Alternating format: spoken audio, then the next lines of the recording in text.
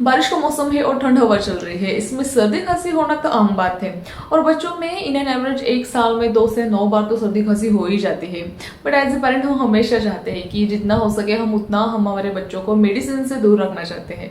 तो अगर हमारे बच्चों के ऊपर अगर सॉफ्ट कुछ सिम्टम्स सर्दी खांसी के दिख रहे हैं तो कुछ घरेलू उपचार करके हम उसे ठीक कर सकते हैं। बट अगर कुछ फीवर ज़्यादा है या बलगम है या उन्हें सांस लेने में तकलीफ है तो इस केस में हमें उनको डॉक्टर के पास से ले जाना पड़ता है, कोई ऑप्शन नहीं होता। लास्ट वीडियो में हमने देखा था कि अगर 1 साल के छोटे बच्चे हैं उनको अगर सर्दी खांसी हो जाती है तो क्या घरेलू उपचार हम उनको दे सकते हैं।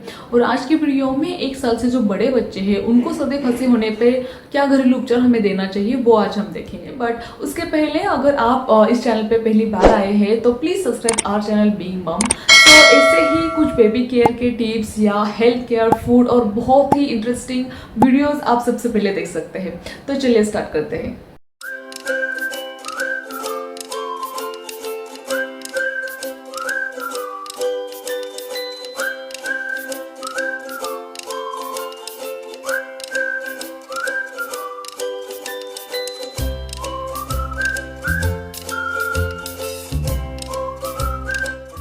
तो फर्स्ट नुस्खा है हल्दी का दूध। तो हल्दी के बहुत सारे औषधि गुण हैं जिसके कारण हमारे इंडियन कल्चर में एक इम्पॉर्टेंट सामग्री है।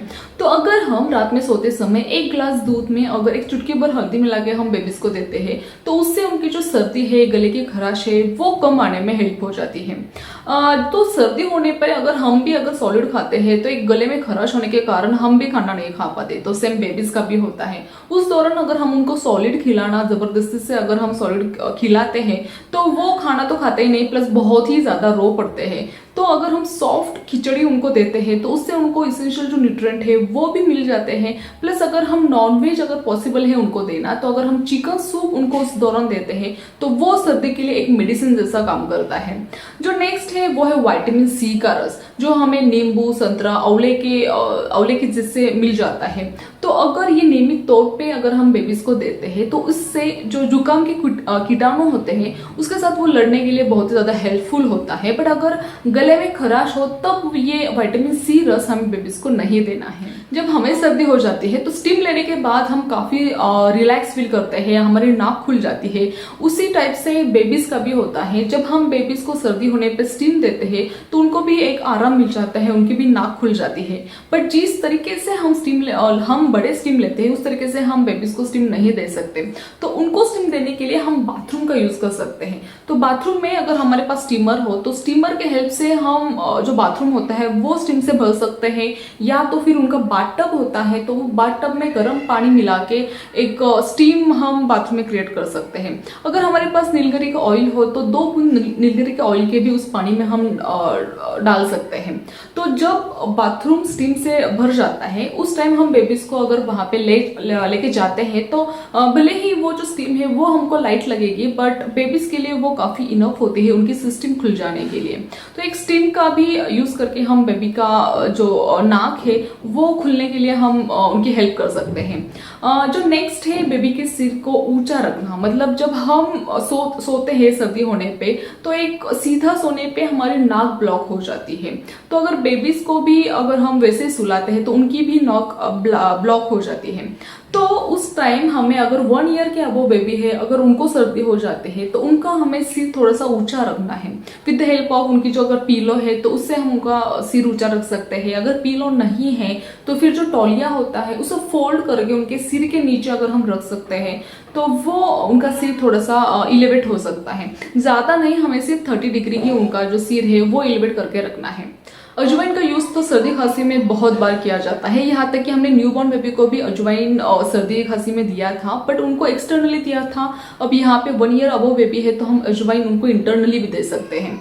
तो उसे बनाने के लिए हमें थोड़ा अजवाइन लगेगा, उसके साथ जीरा, या जीरा नहीं है तो फिर हम तुलसी के पत्ते भी यूज कर सकते हैं।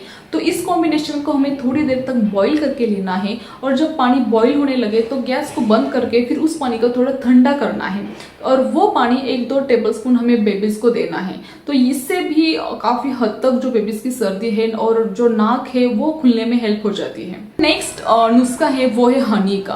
तो हनी मतलब हल्दी के जैसे औषधि गुण है, वैसे ही शहद के भी बहुत ज़्यादा औषधि गुण है, क्योंकि उसमें एंटी माइक्रोबाइल एजेंट होता है जो कि जुकाम की जो कीटाणु होता है उससे लड़ने में वो हेल्प करता है।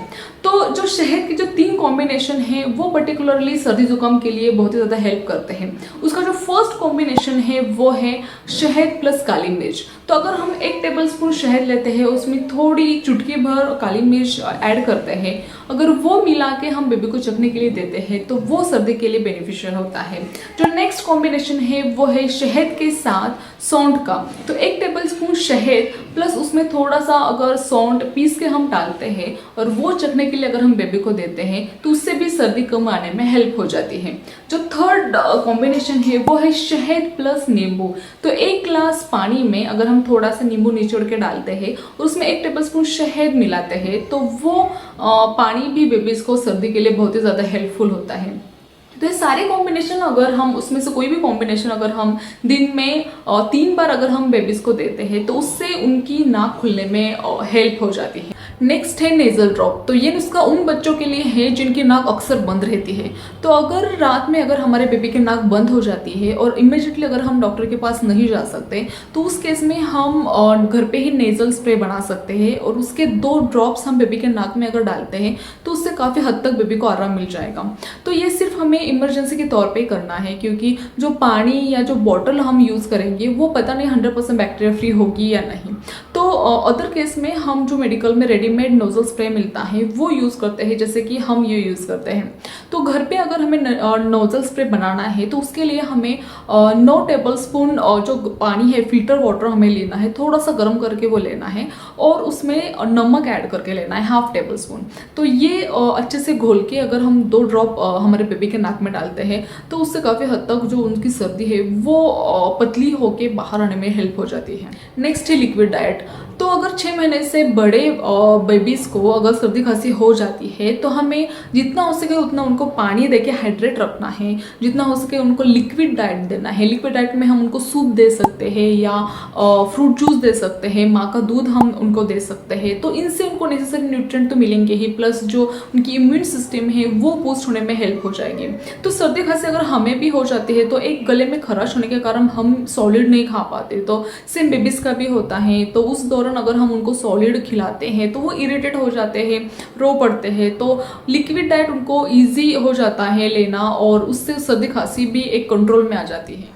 और जो सबसे इम्पोर्टेंट होता है वो है रेस्ट। मतलब सर्दी खांसी होने पर बच्चों को हम जितना हो सके उतना अगर हम रेस्ट देते हैं तो उससे उनकी बॉडी जल्दी रिकवर हो जाती है, प्लस एक संक्रमण के कारण जो एनर्जी लॉस हो जाता है उससे रिकवर करने के लिए वो हेल्प हो जाती है।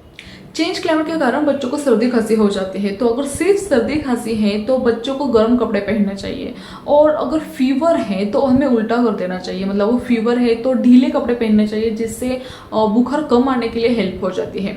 और जिन भी उपाय से, मतलब जो भी हम घरेलू उपचार कर रहे हैं, अगर कुछ किसी एक उपाय से बच्चा इरिटेट हो रहा है तो वही उपचार हमें नहीं देना है, कुछ और ट्राई करना है। मतलब जो दूसरा उपचार है वो अगर हम ट्राई करते हैं उससे अगर हम बेबी को कम कर सकते हैं। मतलब डिस्ट्रेस बेबी को करना है, ज़्यादा स्ट्रेस नहीं देना है, और जितना हो सके उतना हमें लिक्विड डाइट पे ऊपर फोकस करना है। क्योंकि सर्दी में जैसे गले में खराश आ जाती है तो उनको खाने का मन नहीं होता, ज़्यादा चिड़चिड़ा वो फील करते हैं, चिड़चिड़े हो जाते हैं। तो जिसके कारण हमें लिक्विड डाइट के ऊपर फोकस करना है, जितना हो सके उतना फ्रूट्स उनको खिलाना है और स्ट्रेस फ्री रखना है।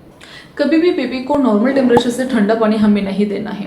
जो भी घरेलू नुस्खे हमने देखे हैं वो हमें बेबी के एज के अकॉर्डिंग, प्लस जो सर्दी की टाइप है, मतलब सूखी या गीली, उसके अकॉर्डिंग ही बेबी को देने हैं। जो भी सामग्री हमें घरेलू नुस्खे में यूज़ की है उसकी अगर बेबी को पहले से एलर्जी है तो उससे हमें अवॉइड करना है। अगर बेबी को बुखार है या हरा बलगम है तो उस केस में हमें तुरंत डॉक्टर को दिखाना है।